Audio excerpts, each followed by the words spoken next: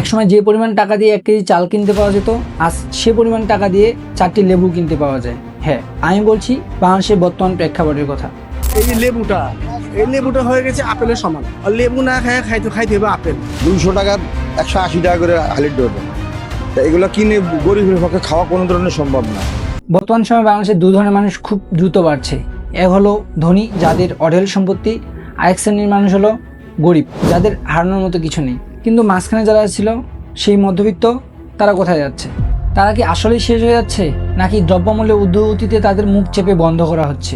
তা নিয়ে থাকছে আজকের এই ভিডিওতে। 2000 থেকে 2010 দশকে মধ্যবিত্ত ছিল একটি আশাবাদী শ্রেণী। সেই সময় একজন সাধারণ দিনমজুর তার উপার্জিত অর্থ দিয়ে খুব সুন্দরভাবে জীবন চালনা করতে পারত। কিন্তু বর্তমান সময়ে দ্রব্যমূল্যের ঊর্ধ্বগতি এতটাই যে একজন সাধারণ দিনমজুরের ধোয়া ছোঁয়ার বাইরে। একবার ভাবুন, ঠিক কিছুদিন আগে যেখানে 80 টাকা কেজি দরে 1 কেজি চাল কিনতে পাওয়া যেত, সেখানে 80 টাকা দিয়ে 4টি লেবু কিনতে লাগে। ভাবুন, সিন্ডিকেট আর সিন্ডিকেট।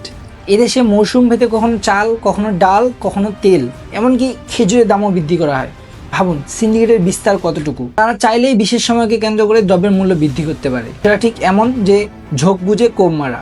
কিন্তু সাধারণ দিনমজুর, তাদের কি হবে? তারা কিভাবে চলবে? অনেকে হয়তো ভাবছেন সিন্ডিকেট কি? সিন্ডিকেট হলো একাধিক ব্যক্তি বা প্রতিষ্ঠান চুক্তিবদ্ধ হয়ে বাজেট নিয়ন্ত্রণ করা, অর্থাৎ কার্টেল আচরণ করা। ঠিক এ কারণেই কোনো নিত্য প্রয়োজনীয় দ্রব্যের মূল্য হুট করেই বেড়ে যায়। বাংলাদেশ প্রতিযোগিতা আইন 2012 এর প্রধান উদ্দেশ্য কার্টেল বা সিন্ডিকেট ভাঙা। ঠিক এ কারণেই দ্রব্যমূল্যের ঊর্ধ্বগতি রোধে ভোক্তা অধিদপ্তরকে আমরা অভিযান চালাতে দেখি। কিন্তু ঠিক কয়েকদিন পরেই দ্রব্যমূল্যের ঊর্ধ্বগতি আবার আগের স্থানে, আর মধ্যবিত্তরা ধীরে ধীরে নিচে নেমে যায়। সাধারণত মধ্যবিত্তদের একটি রাষ্ট্রের মেরুদণ্ড ভাবা হয়। তাহলে কি আমরা সেই মেরুদণ্ডকেই ভেঙে দিচ্ছি?